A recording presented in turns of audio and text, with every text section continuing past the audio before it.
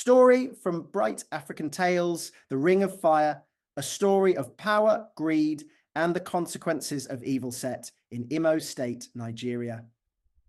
The good days. Chinyere had always been a woman who knew how to keep a clean compound. Every morning before the sun climbed too high in the sky, she would take her long broom and sweep from one end of their large compound to the other. She did it without being told. She did it because it gave her joy to see the red laterite ground smooth and tidy, free from fallen leaves and dust. But things had changed. On this particular morning, she swept the compound with a different feeling in her chest. Not joy, not pride, something else, something darker. She had suffered too many insults in this compound. Her husband, Chukwuemeka's relatives, had called her useless.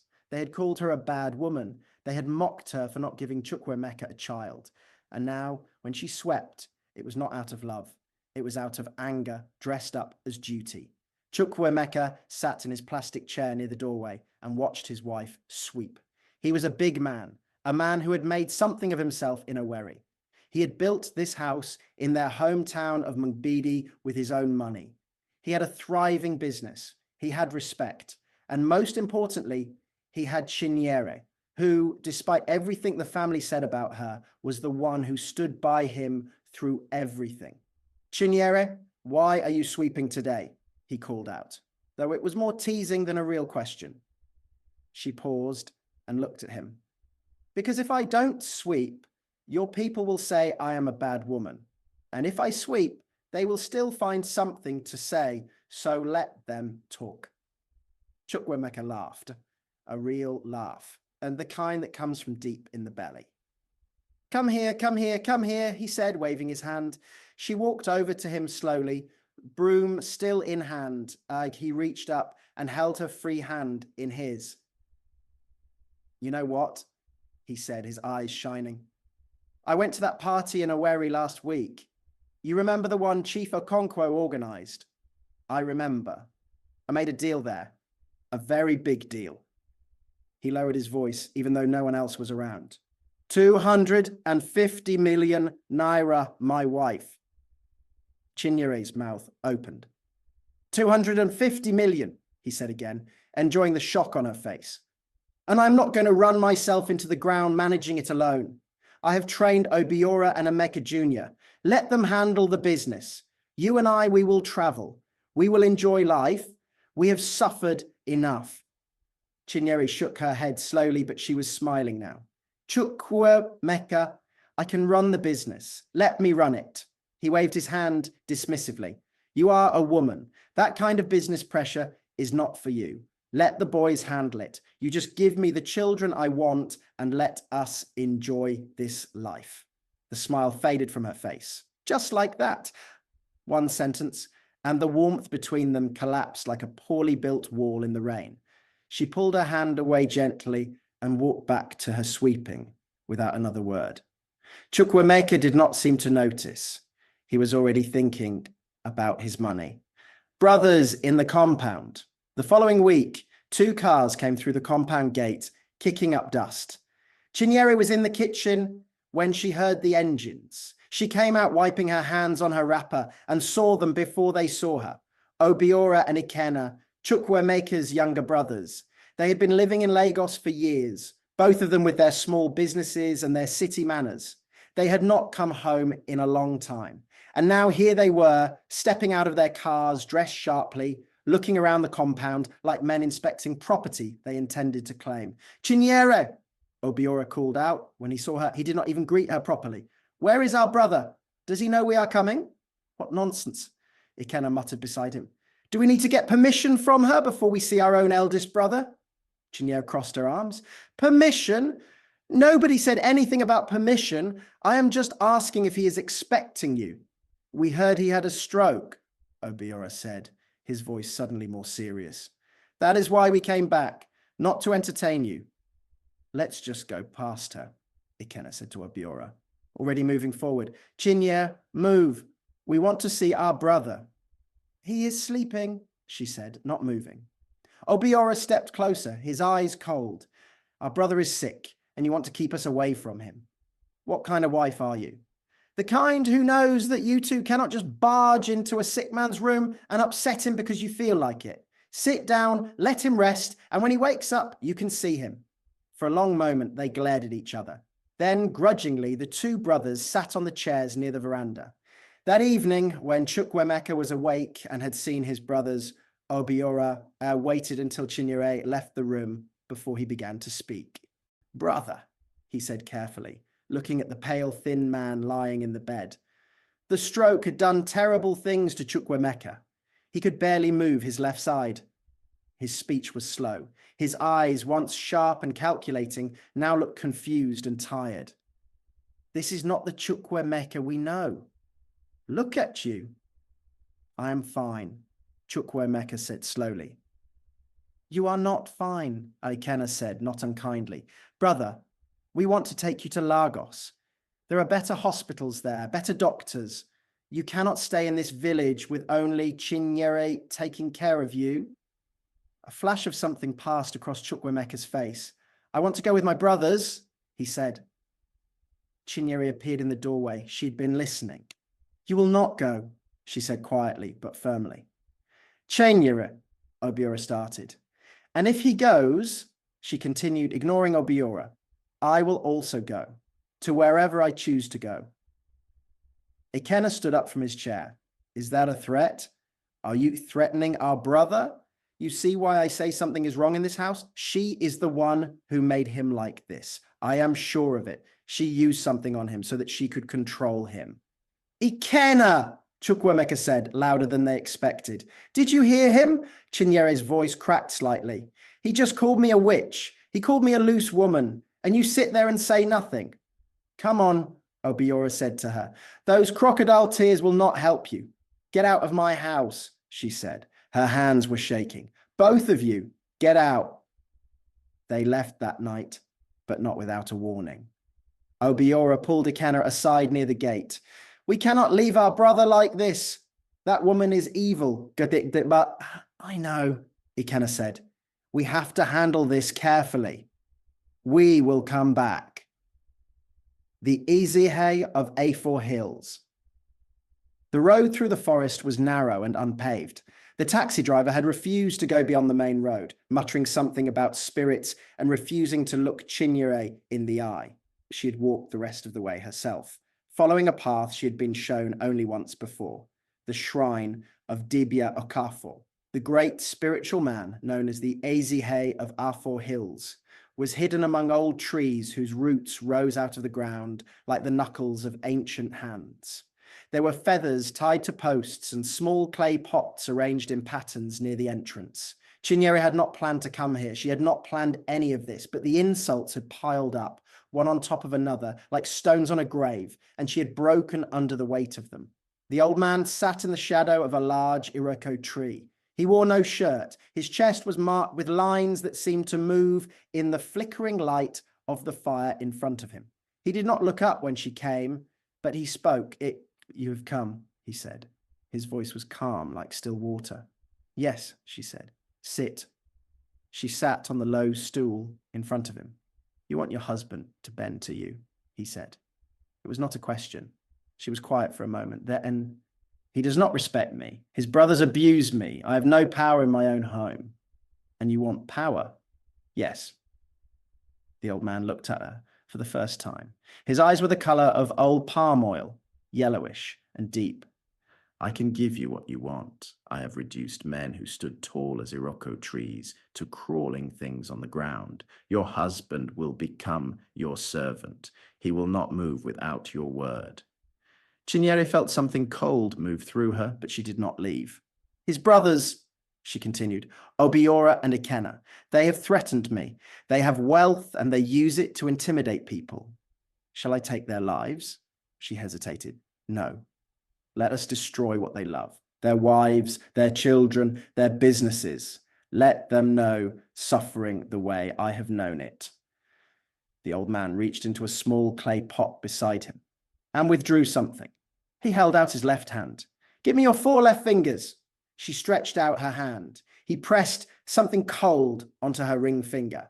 With this ring of fire, he said softly, I wed you to the spirits of the 4 hills. They shall be servants to you. They shall do whatever you command. Go home, perform the rituals I will teach you, and come back to me when your heart requires more. She walked back through the forest in the dark. By the time she reached the main road, the ring was already warm on her finger. The fires begin. Adaize was finishing her morning routine when her husband Ikenna called from downstairs. Adaize, I'm leaving. See you tonight. Okay, safe journey. She leaned over the balcony railing and waved down at him. Their son Prince stood beside her, still in his school uniform, lunchbox dangling from his hand. Daddy, you forgot to buy my biscuits yesterday, the prince called down. Ikenna laughed. When I come back today, I will buy everything you want. 10 biscuits, 20. 20, the prince laughed. Adaize, I love you. We love you, she called back. He waved and got into his car. That was the last time she would see him smile. An hour later, his phone rang. Then hers rang. Then everything began to happen at once. His office building in Owerri, a 3-story structure he had built over 12 years, was burning. The fire had started on the ground floor, and by the time the fire service arrived, there was nothing to save. Everything was gone. The files, the equipment, the stock, gone. While Ikenna was still trying to understand what had happened, his phone rang again. This time it was the school. Prince and 2 of his classmates had been taken to the hospital after collapsing. Food poisoning, they said, though no one else who ate from the same place was sick. And then, while he sat in the hospital, waiting for news about his son, someone called him about Adaize. She had been on her way to the school when a truck crossed into her lane. Head-on collision. She and the driver of her vehicle were both brought in. The driver survived. Adaize did not make it past the operation theatre. Prince died 2 hours after her. Ikenna sat alone in the hospital corridor, unable to cry, unable to speak, unable to understand how one morning he had been waving goodbye to his family, and by afternoon they were gone. In another part of Lagos, Obiora received the same call. He sat down slowly on the floor of his office and put his face in his hands. The same week, his wife was involved in an accident on 3rd Mainland Bridge. She survived but spent months in the hospital. His business, already shaken by the fire that destroyed his warehouse the same week his brother lost his office, collapsed under the weight of the legal and hospital bills. 2 brothers, 2 families, destroyed in the same week. And in a small town in Imo State, Chinyere sat in her compound and listened to the sound of birds. The women of the ring. Chinyere was not the only one who had found her way to the shrine of the Ezihe of our 4 hills. She had introduced 2 friends to him. Ngozi, who owned a small restaurant near Eke Ukwu Market in Owerri, and Amaka, who had a fabric shop in the same market. On this particular evening, the 3 women sat in Chinyere's parlor. The door was locked. The curtains were drawn. Chinyere had sent her sales girl away for the evening. I called this meeting, Chinyere said, because it is time for us to go and see the great Ezihe again. Each of you should tell me what you desire so that I can carry your requests to him. Ngozi crossed her legs. You know I cook well. My restaurant is always full of good food. But that woman, Madame City, the one with the restaurant on the other side of Eke Ukwu, she steals my customers. I want all her customers to come to me instead. And before this year ends, I want to own a new car. Not Okada, not Keke, a real car. That is your wish, Chinyere said. That is my wish. And you, Amaka? Amaka fidgeted in her chair. She was younger than the other 2, with bright eyes that contradicted the heaviness of what she was about to say. I cannot control myself when it comes to young men. I know it is my weakness. The worst one now is Father Damien, the new priest they brought to our parish. She pressed her hands together as if praying. Every time he is on the altar preaching, my heart starts doing things I cannot explain. I want power, Chinyere, power to attract any man I set my eyes on, power to make them come to me without me even asking. Chinyere nodded slowly. and power, she added for herself.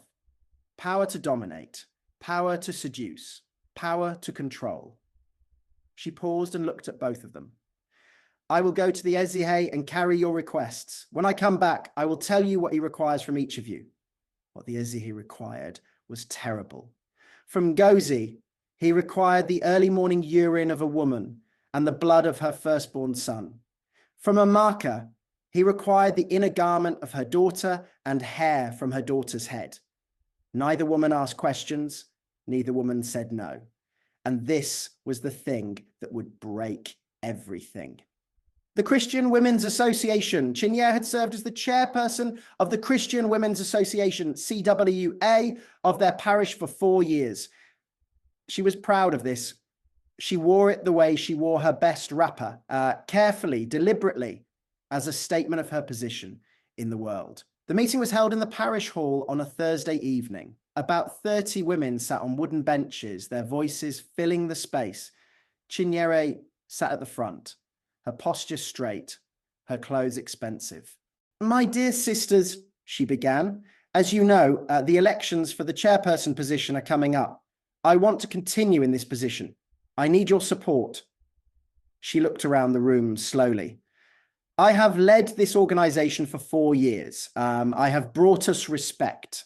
My class and status are recognized in this parish. Who among you can offer this level of leadership? She paused for effect. What I am asking is simple. Let us not have an election.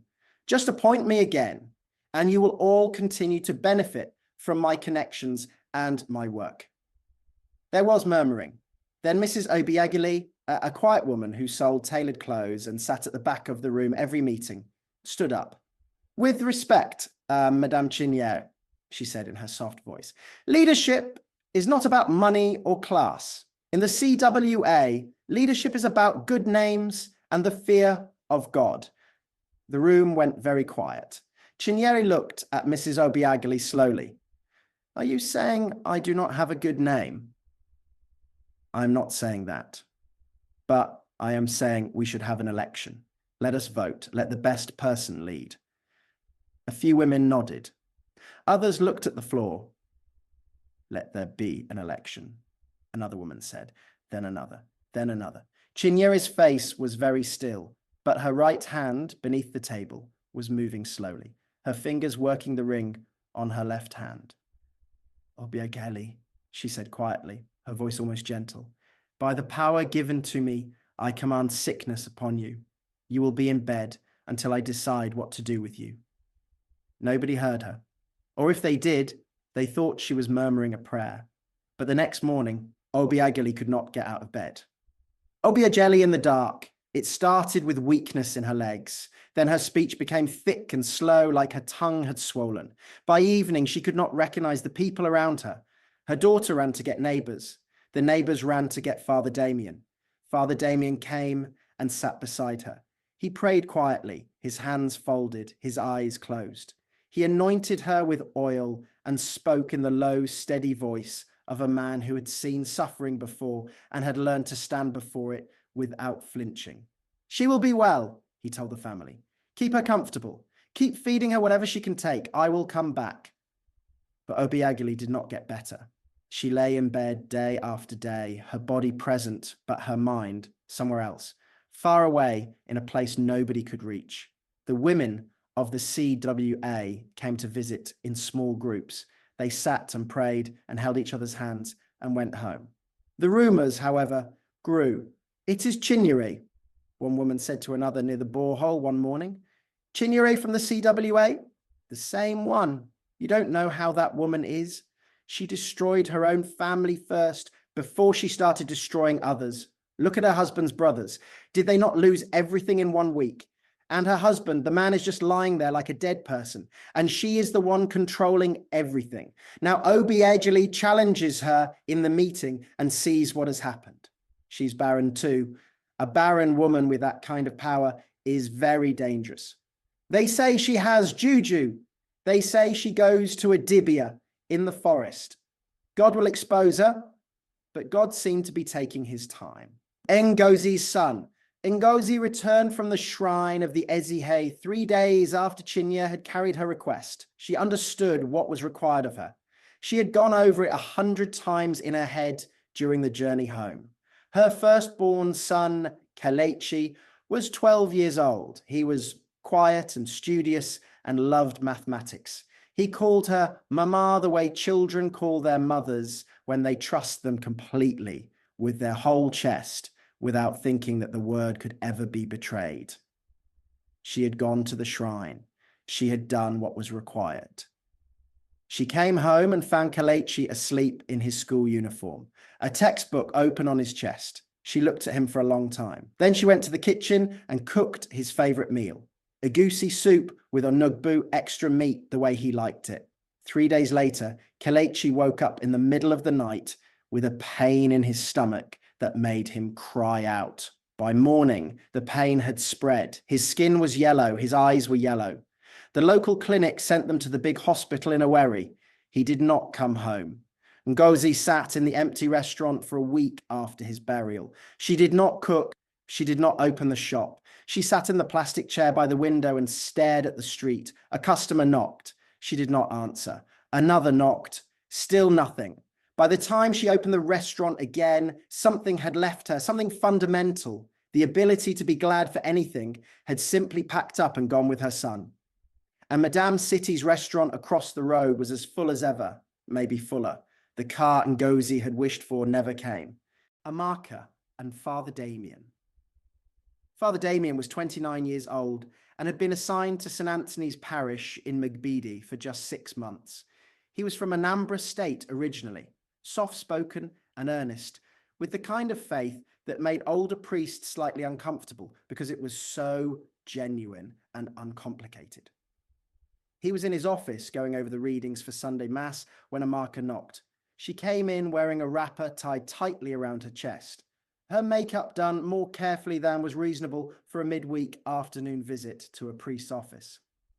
"Father," she said, sitting down without being invited to, "I've been thinking about you a lot." He looked up from his notes. "Is something wrong? Are you having spiritual difficulties?" She smiled in a way that had nothing to do with spirituality. "Father, I want to sit closer to you." He looked at her more carefully now. "You are close enough, my daughter. What brings you here?" "Father, I want to sit on your lap." A long silence followed. Father Damien set down his pen very carefully. "Amaka," he said, his voice unchanged, "I want you to go home now." She stood up and moved toward him. "Don't you think I am beautiful? Just touch me. I won't be angry." Father Damien stood up behind his desk and took 2 steps back. He was not afraid of her exactly, but he recognized something in her eyes that made the hairs on his arms stand up, something that was not fully her. "In the name of Jesus Christ," he said quietly, and his voice was very firm, "I command every spirit that is not from God to leave this room right now." Amaka stopped moving. Her eyes went strange, confused, like someone waking from a dream. She looked around the room as if she did not know how she'd gotten there. Then she burst into tears. She sat on the floor of Father Damien's office and cried for 20 minutes while he stood at a distance and prayed quietly. When she was calmer, he brought her a cup of water. "You are not in control of what just happened," he said to her gently. "Something has been done to you, and you are in danger, real danger." She looked at her hands. The ring on her finger felt suddenly like it was burning. She told him everything. The husband in the bed, Chukwuemeka's bedroom, had become a world by itself. He lay there every day, unable to use his left arm, dragging his left leg when he tried to walk to the bathroom. The stroke had come suddenly one afternoon when he was sitting in his chair outside. He had called for Chinyere. By the time she came, half of his body had stopped working. She took care of him. She gave him his medication on time. She fed him when he could not feed himself. She was attentive and efficient, and when neighbors or church members came to visit, she was warm and concerned. The picture of a devoted wife. But when they were alone, things were different. Chukwuemeka had begun to notice. He could not explain it exactly, but he felt it in his body, the strange heaviness that came over him when Chinyere entered the room, the way his thoughts moved slowly like they were stuck in oil, the way he could not seem to disagree with anything she said, even when some quiet part of him knew he wanted to. He thought about his brothers. He had not been able to speak to them properly since they left. Chinyere controlled the phone calls. One afternoon, lying in his bed, staring at the ceiling while Chinyere was out, Chukwuemeka gathered himself and called out to the house girl, "Nkechi, get me my phone." Madam said, "I said, get me my phone." The girl hesitated, then brought it. He called Obiora's number. His brother picked up on the third ring. "Emeka?" Obiora's voice was rough, like a man who had not slept well in months. "Brother," Chukwuemeka said slowly, fighting to get the words out clearly.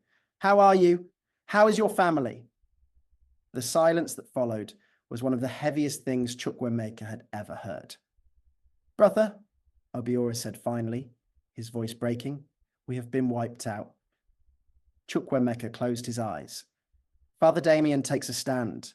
Father Damien spent 3 days in prayer and fasting after Amaka told him what she knew. He did not eat. He barely slept. He read scripture and prayed and waited to feel ready. He had been trained in the seminary. He knew the church's teaching on spiritual warfare. He had never expected to apply it quite so directly. On the 4th day, he went to see Chukwuemeka. Chinyere opened the door herself. When she saw Father Damien, her smile came automatically, the polished smile of a woman who has learned that priests are useful for appearances. "Father, welcome. Come in."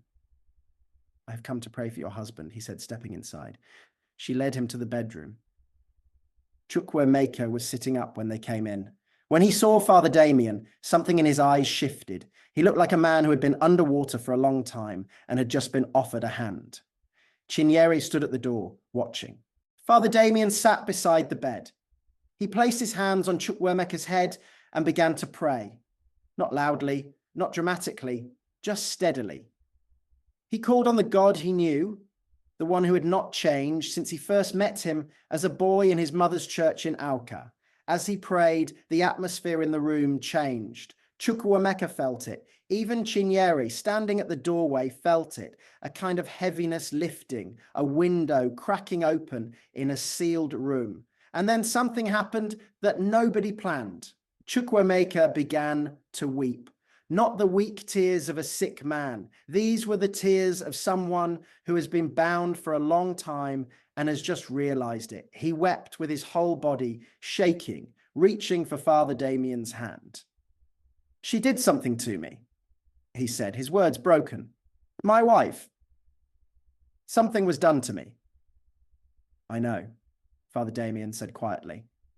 Chinyere did not move from the doorway, but her hand closed around the ring on her finger. The ring begins to burn. That night, Chinyere could not sleep. The ring on her finger was hot, not painfully so, but persistently, like a coal that would not go out. She twisted it this way and that, but could not pull it off. It was stuck, though she was sure it had always fit loosely before. She sat by the window and looked out at the compound she had swept so many times. The moon was high, and the compound was silver blue in its light. She had wanted so many things: respect, power, a husband who would not humiliate her, brothers-in-law who would not call her a witch and a barren woman, a position in the community that no one could take from her. And she had gotten all of them. She had Chukwuemeka under her control. She had destroyed his brothers. She had kept her position in the CWA by breaking Obiageli. She had money and she had the fear of people, which she had always mistaken for respect. But Ngozi's son was dead. And Amaka's daughter, she found out, had been sick since Amaka brought her hair to the shrine. And Obiageli lay in her bed, unable to speak. And Chukwuemeka had wept today in a way she'd never seen him weep before. The ring burned. Chinyere pressed her palm against the windowsill and breathed slowly. The compound was quiet. The broom she used every morning stood against the wall near the door, just where she left it every night. She had swept this compound to make peace with the world. Then she swept it out of anger. Then out of something darker than anger. She thought about her mother.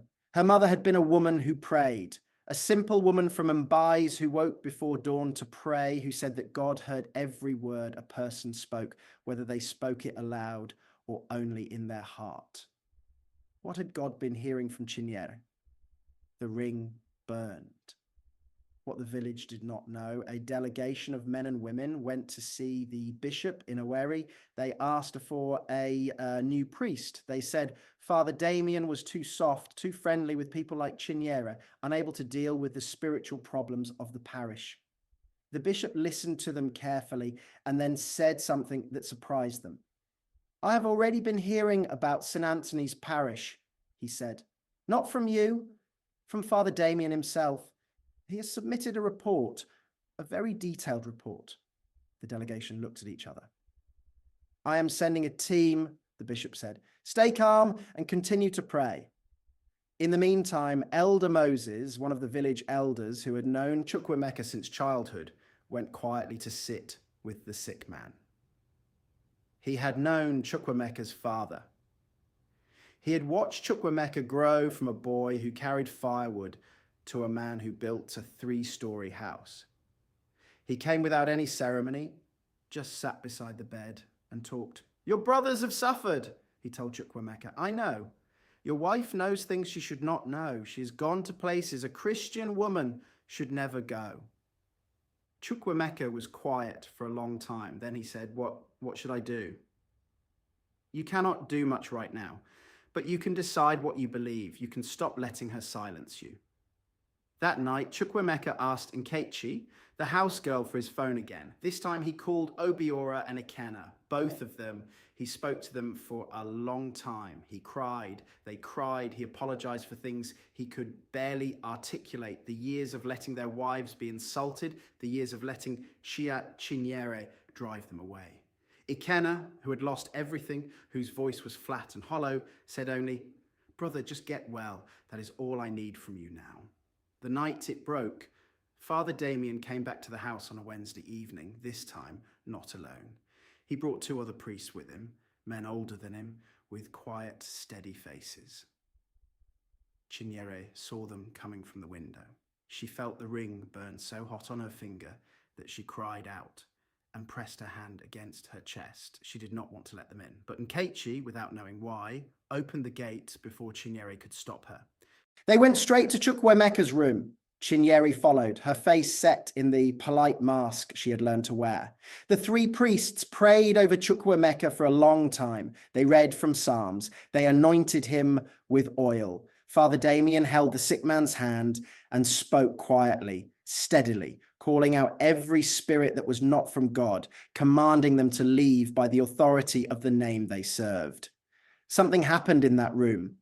Chukwuemeka felt it first, something lifting off his chest, something cold, pulling away from him like a cloth being peeled back. He gasped, and then Chinyere cried out, not a soft cry, a sharp, terrible sound, the sound of someone who has been holding something for too long and has suddenly had it taken from them. She grabbed the doorway. The ring on her finger was glowing, and this time she was not imagining it. She pulled at it frantically. It would not come off. Chinyere, Father Damien said, turning to look at her. His voice was not angry. It was the voice of someone who has decided to tell the truth without cruelty.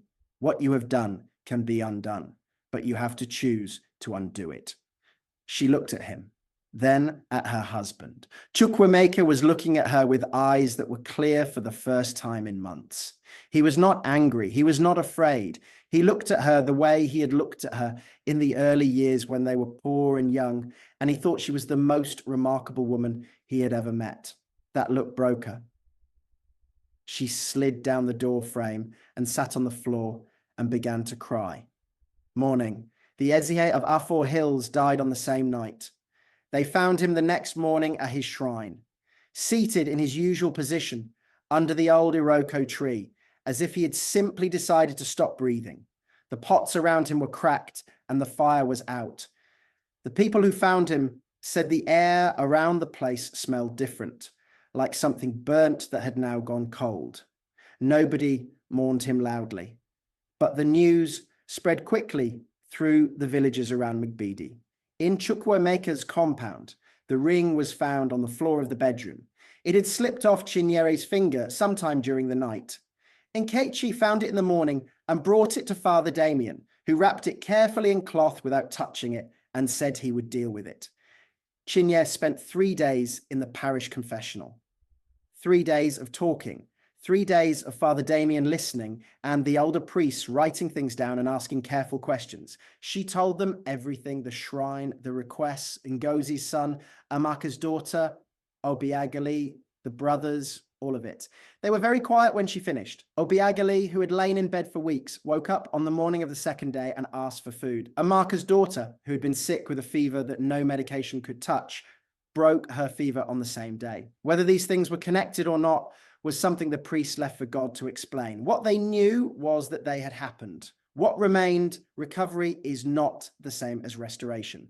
Chukwuemeka's left side gradually improved over the following months. He was not fully himself, and the doctors said he might never be fully himself again. But he could walk slowly with a stick, and his mind was clear, and he could hold a conversation without losing his words. He sat outside in the compound every morning in the same plastic chair where he used to watch Chinyere sweep. He watched the compound carefully.